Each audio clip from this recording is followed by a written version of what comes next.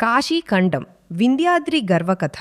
ఒకసారి నారద మహర్షి నర్మదా నదిలో స్నానం చేసి ఓంకారేశ్వరుని దర్శించి వింధ్య పర్వతాన్ని దర్శించాడు.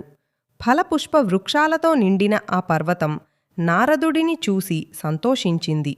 వింధ్యుడు నారదుడిని ఆతిథ్యంగా స్వాగతించి మేరు పర్వతం వంటి పర్వతాల గౌరవం గురించి అడిగాడు. నారదుడు హిమాలయం శివపార్వతుల నివాససం అని చెప్పగా వింధ్యుడు గర్వంగా నేనే భూభారాన్ని మోస్తున్నాను, మేరు కంటే నేనే గొప్ప అని అన్నాడు.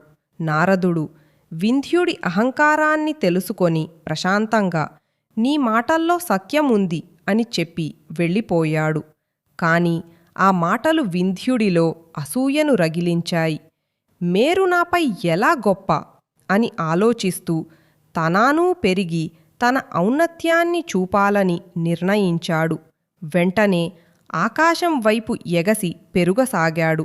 వింధ్యుడు అంత ఎత్తుకు పెరిగాడు. సూర్యుడు కూడా తన గమనం కొనసాగించలేకపోయాడు. సూర్యుడు ఆగిపోవడంతో యజ్ఞాలు వేదకర్మలు ఆగిపోయాయి.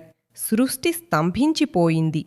దేవతలు భయంతో బ్రహ్మదేవుడి వద్దకు వెళ్ళి మొరపెట్టుకున్నారు. బ్రహ్మ ఆనందంతో వారికి సత్యలోకం చూపించి అక్కడి పుణ్యాత్ముల గురించి వివరించాడు. వ్రతాలు, గోసంరక్షణ, వేదాధ్యయనం చేసినవారు ఆ లోకంలో ఉన్నారని చెప్పాడు.